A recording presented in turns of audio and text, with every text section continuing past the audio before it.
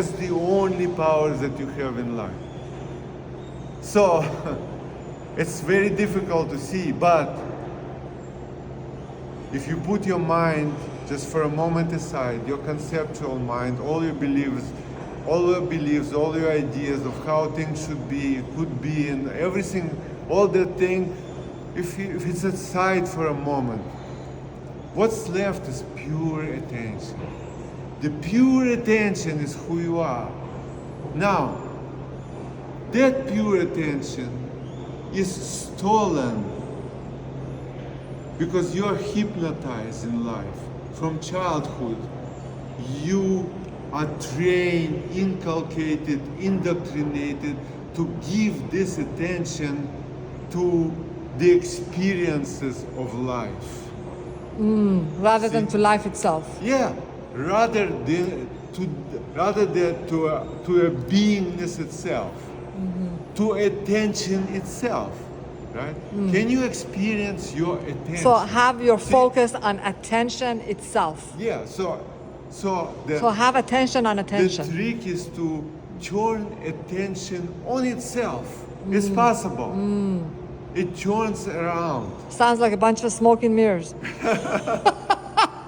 Well, I always thought you were a magician. Life is a bunch of smoking mirrors because your attention, like you are a hostage of the matrix. The matrix stole your attention. Right. So your attention is diverted from where your power is. It's diverted where your treasure is. Right. Your treasure is attention itself, not what it is paid to. What is paid That's how it to- becomes intention. Attention turns into intentionality with that mechanism that you're describing. Well, pure attention produces pure intentionality.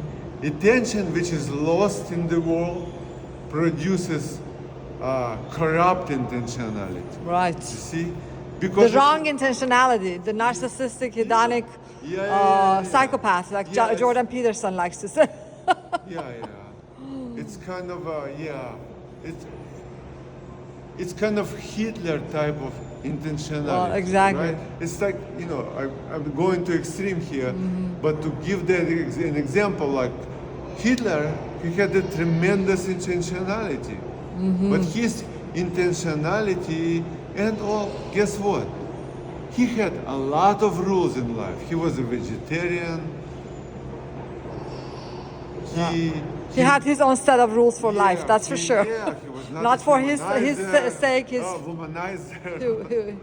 for humanity, in fact, not Yeah, just for so he was guided by his strong principles, right? And yet, all those principles were coming from him being indoctrinated in a very, very negative way since he grew up as a child. So he made up all kinds of concepts that were absolutely, they had no workability in life. But I tell you, no matter what concepts you are, no matter how you are indoctrinated, let's say you are indoctrinated by the best possible rules, which really works very well in life. Of course it's better than have rules that don't work at all, and right?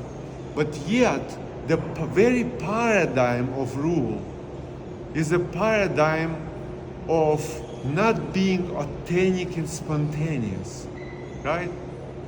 If I would have any rules in life, I would not be able to talk like I'm talking right now. Because I'm not talking from any conceptual ground.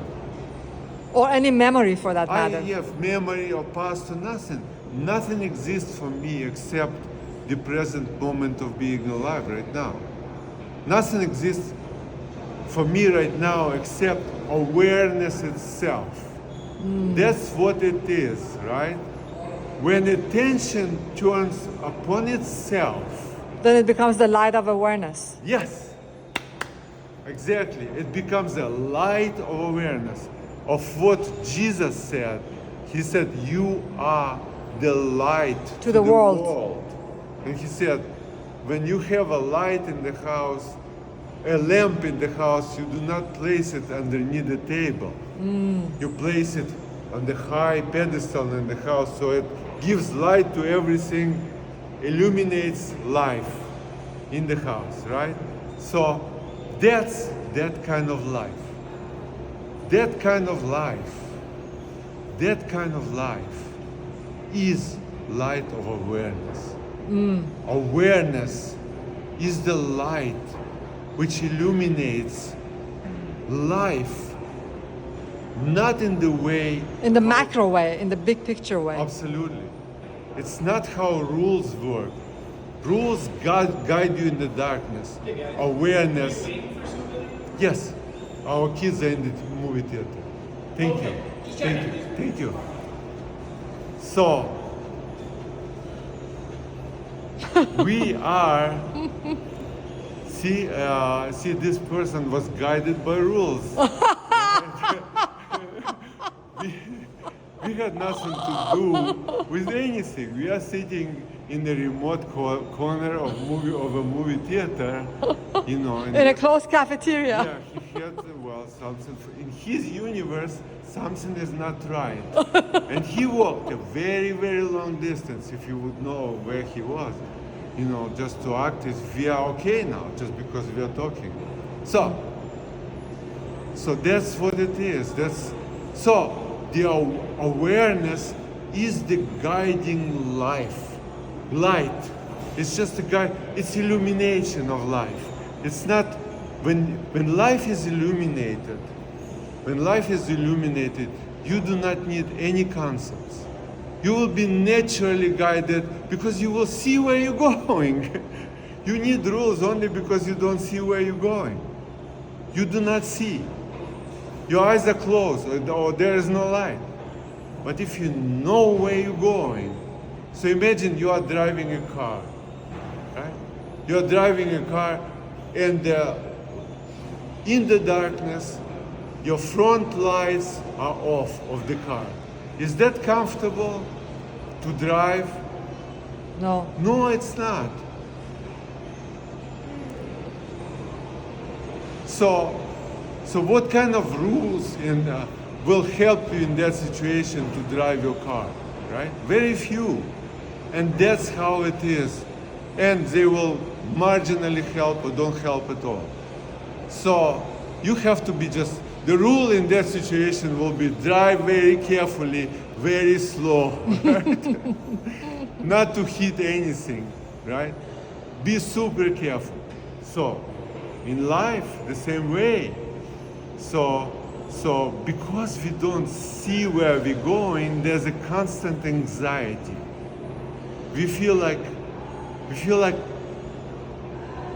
threatened.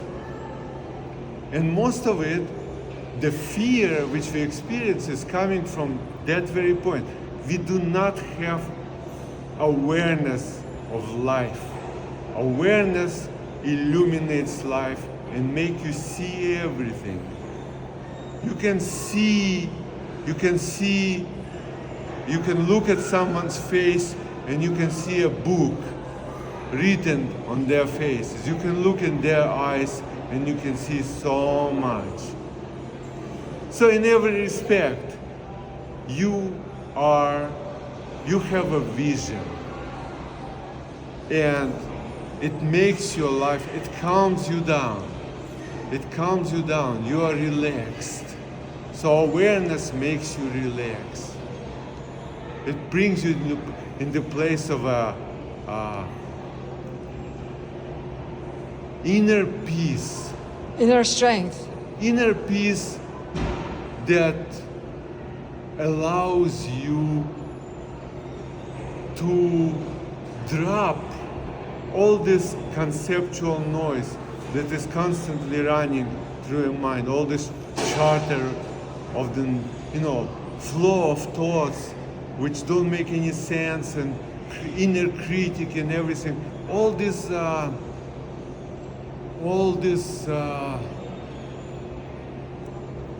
the mindset of the stuckness in the mind, which creates anxiety. which create negative mental states. You see, because we are lacking vision, our life is, we live in the darkness, it creates states of anxiety. That's the essence of depression. That's the essence of being experiencing all kinds of anxiety, all kinds of negative. I mean, out of this, all kinds of addiction develops, right? The addiction, and the only healthy addiction is the addiction to your awareness. That's a good addiction. And how this awareness comes into beingness? It comes to beingness through awakening. And what is awakening? Wow. It's very simple. Awakening is Just open your eyes up and turn on the light switch. well, the more precisely, awakening is noticing that you paying your attention to the fleeting experiences of life. Right? We are constantly engaged. We are constantly notice what's fleeting. So are you saying that attention should be on permanence and not impermanence? The attention is not on attention itself. The attention is not on experience of being alive. The attention is not on experiencer, right? And imagine, for example, someone who is in the movie, at the movies, a spectator, and he's Kind of like we are now. yeah, he's seeing a horror movie, right? So a horror movie took all his attention, right, away from him. To extent that he suspended his reality, he forgot who he is, right? He's now, he is experiencing the horrors of that movie. And the horrors of the movies becomes real for him. And the world of that horror movie becomes real. It's a horror world, terrible world. And now that world becomes real for him or for her, right? And it's not a real world. It's a bunch of images. Images, right? Images are not reality. Reality is permanent and images are impermanent. So the spectator in the movie theater is permanent and real. The images which comes into his mind are impermanent and fleeting. It's like that other analogy you gave, metaphor of the ocean and the waves. Yeah, ocean and the waves, exactly. So now imagine how this person would gain inner peace. Someone who is stuck whose mind is stuck in the horror movie. The mind is out there, projected into the screen in the horror world. He's now a part of this horrible world of horrible things that are happening, right? How can he suddenly regain inner peace and contentment? How? By taking his attention away from that. Exactly, by closing eyes to that movie, right? Close your eyes on the world, close your eyes in the world and open your eyes on the inner reality, inner reality of who you are. Your inner eyes focus on the inner reality. Yes. There are two types of eyes. One type of eyes are outward and another type of eyes are inward. Is that the third eye that Yes, they have? yes. The third eye doesn't see the world at all. It doesn't know anything about That's in the like world. Hinduism. It's just seeing itself. It's an amazing thing. That's what hallucinogenic experience is. That's what LSD experience is. It opens door into another paradigm, to the paradigm in which I'm right now, without any hallucinogenic, without any LSDs. It's available to everyone. It's only when what happens that the awareness reaches a level where the attention right now is more than 50% inwardly. Well, it's the default now. You see what I'm saying? Like normal is like 100% attention into weighing imagery of the unreal world. Well, more like 1,000%. Okay, so now, if you take attention back, you are taking your power back. You are dispowered in the world. No matter how powerful you think, well, billionaires are jumping out of window of a 40-story building and commit suicide. Why? You know, because They feel powerless. nothing can bring you satisfaction and happiness except turning your attention inward and discover who you truly are. And then there's a total satisfaction which absolutely doesn't know unsatisfaction and cannot know dissatisfaction. Dissatisfaction is part of being projected into horror movie of what we call real world, which is not a real world. Already physics proves that it doesn't exist, right? It's just a movie screen and we see all kinds of imagery, right? So You have to speak about that experiment now, at some other time. yes, we'll speak. Now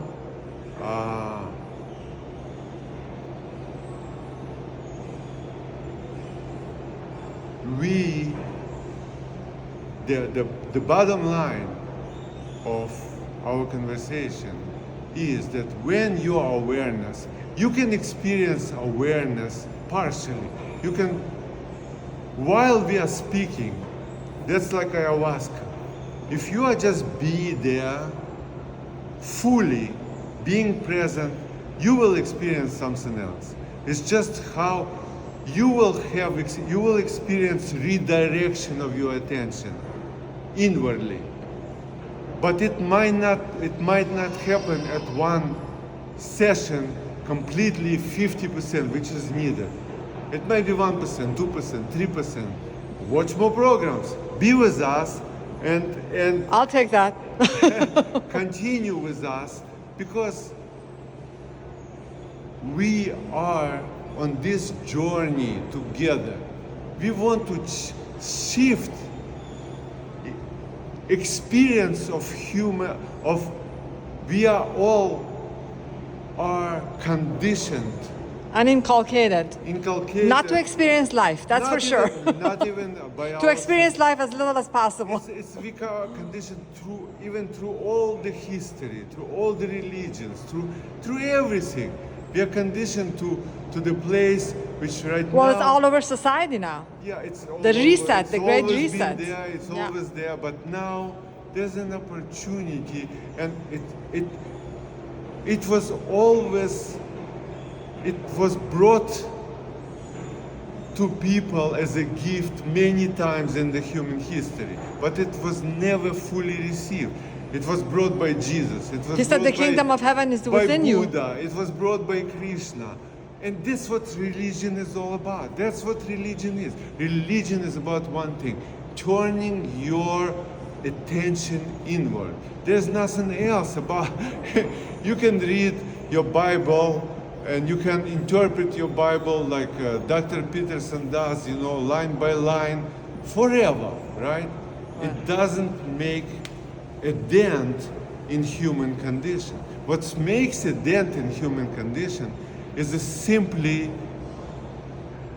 awakening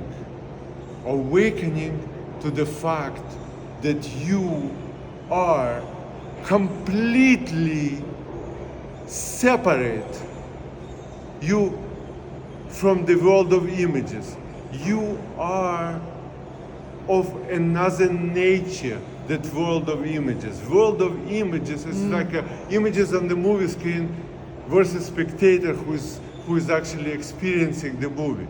This is on a different level. This is not, for the spectator exists and the images doesn't. The same with this life. The world as we know it doesn't exist. You exist. And we are trained to believe opposite. We think that world exists and we don't. You think, oh, I'm just a little guy who's walking around, I'm a little girl walking around. I'm part of the world. Yeah, I'm the part of the world. No, it's the opposite way around. The world is part of me.